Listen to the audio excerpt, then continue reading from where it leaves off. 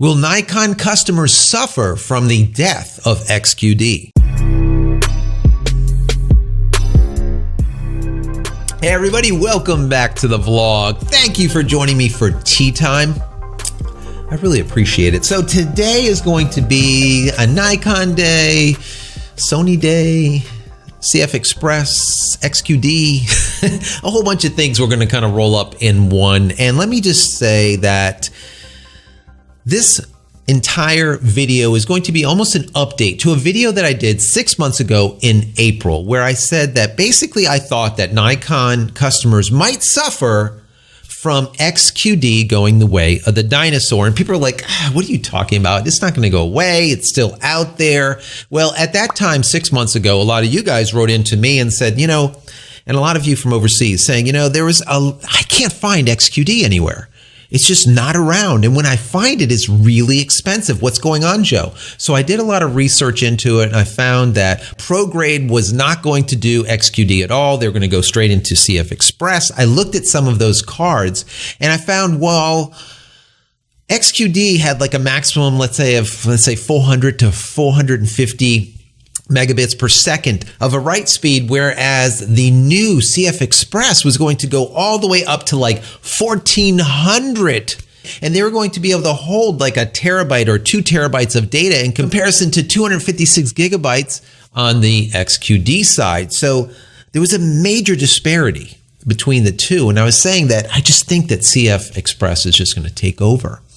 So I think some of this is now coming to fruition 6 months later, and we're going to talk about it a little bit now. And I believe it was Nikon Rumors.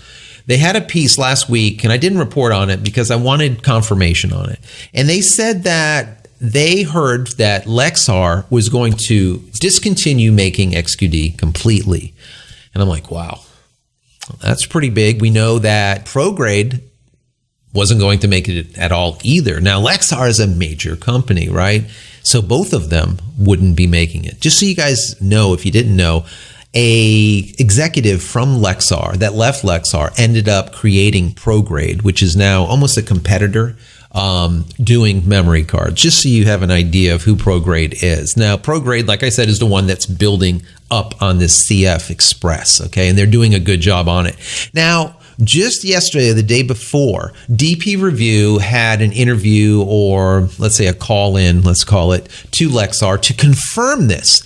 And Lexar confirmed it. Basically, Lexar said, while Lexar is eager to pursue the XQD technology, the product availability of XQD has been held up by multiple parties, including Sony. Now, bear in mind, guys, Sony is the IP. They are the intellectual property holder of XQD. If they're holding it up, what's the story?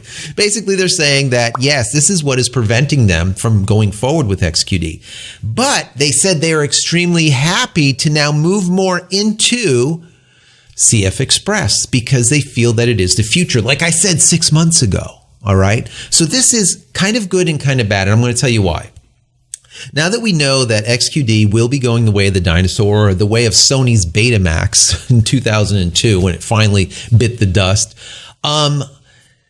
we need to look at what will happen with backwards compatibility. Now, at the end of my last video, I said, Nikon guys, just hang in there, because I believe that there'll be a firmware update that will allow backwards compatibility so that your XQD will be able to accept CFexpress.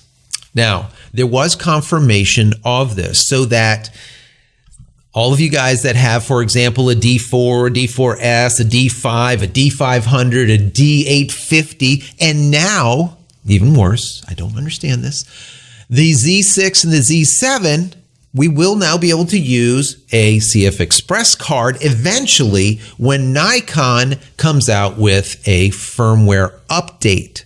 Now, like I said in the last video, why is Nikon adopting XQD when Sony doesn't even use it themselves in their upper end professional, let's say grade A7 and A9 camera bodies? Why? Why would they use it? I mean, Nikon they're not stupid.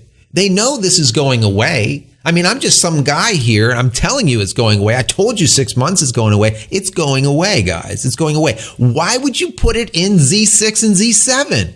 I don't get that at all. It makes no sense. When this came out, I did a video on the Z6, Z7, and I said, I hope, this is before it even came out, I hope they don't go with XQD and they go with either an SD or even better, a CF card, like a CFexpress. It's faster. You know, it's more future-proof. They didn't, guys. They didn't.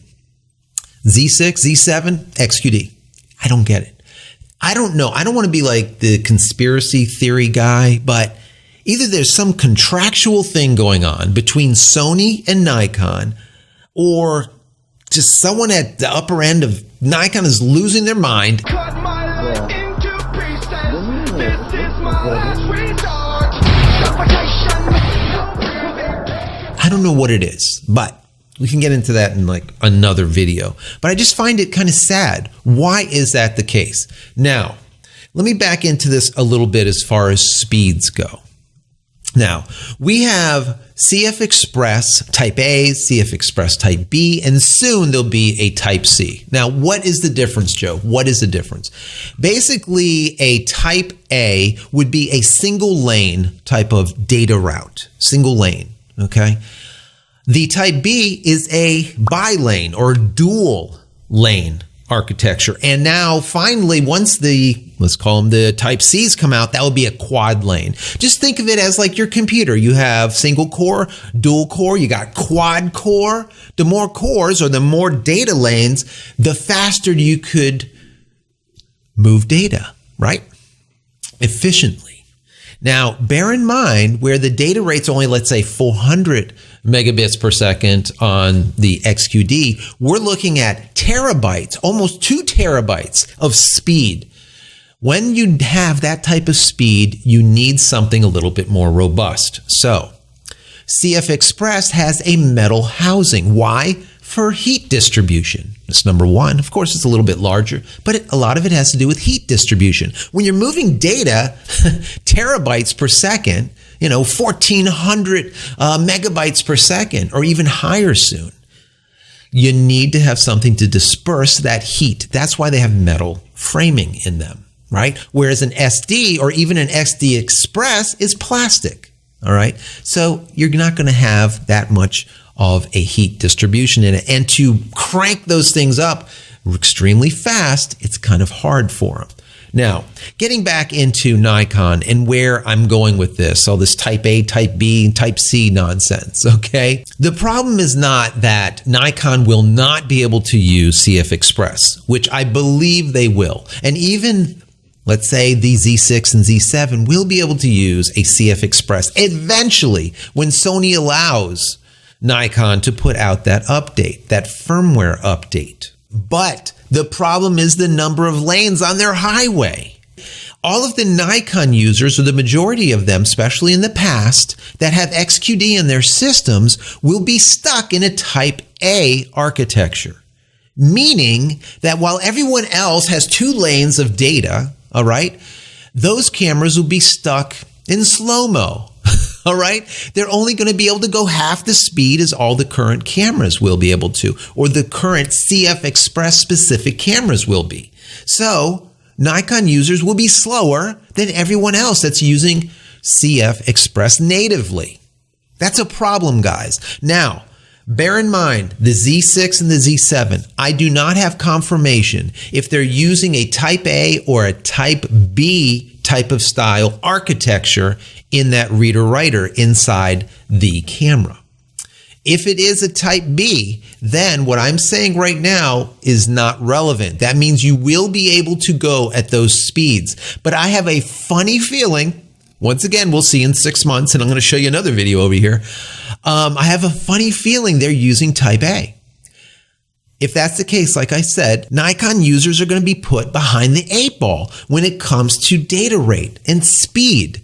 So that when we're starting to work into 4K and 8K, all right, if they don't have a Type B at least architecture in them, it's going to be going half rate, half speed. So when you see a card that says that it will do 1,400 Well, guess what?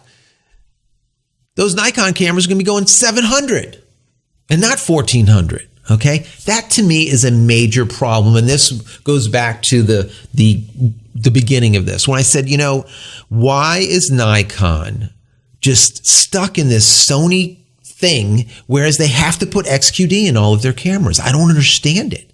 Sony doesn't. Okay, Sony doesn't. Let it go, Nikon. Let it go. Move on to the future and start putting CFexpress in your. Matter of fact, if you want to do something really great for the Nikon users out there, put a CFexpress Type C engine in there. So then when we can go quad core, you'll be able to handle it. You'll be able to do it.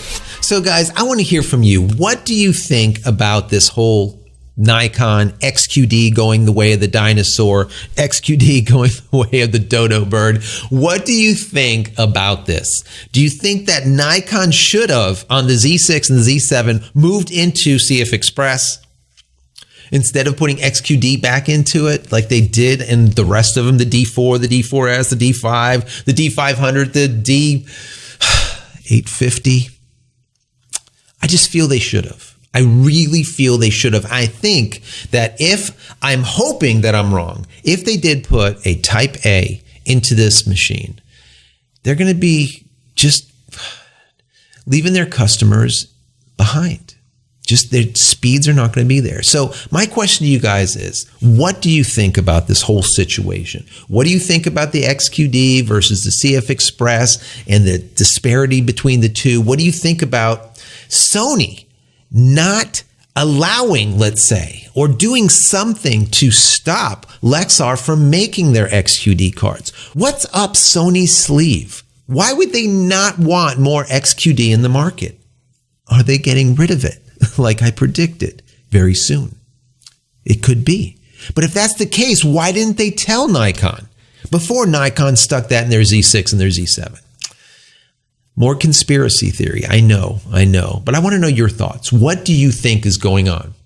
Nikon, Sony, XQD, right? Lexar, ProGrade. What do you guys think about this whole situation? I want to hear from you, because you guys are smarter than me, and sometimes you just come up with some amazing ideas and some things that I miss, and I appreciate every one of you for it. So in the comment area, please add your comments. Let me know what you think, and let's have this little bit of a discussion, and hopefully things end up on a positive side when it comes to Nikon and their customers. So anyways, guys, I am out of here for yet another vlog. Please, as always, if you enjoy my content, throw me a big thumbs up. That would be stellar. Don't forget to smash that subscribe button so you can get all my content when it becomes available, and click the bell icon so when it is available, you'll be notified of it. And finally, head over to my website, JCristina.com, where you can find all the photography tools that I've invented for you and me over the years. And hopefully there's something there that you might like. And if there is, please pick it up and support me. That would be awesome.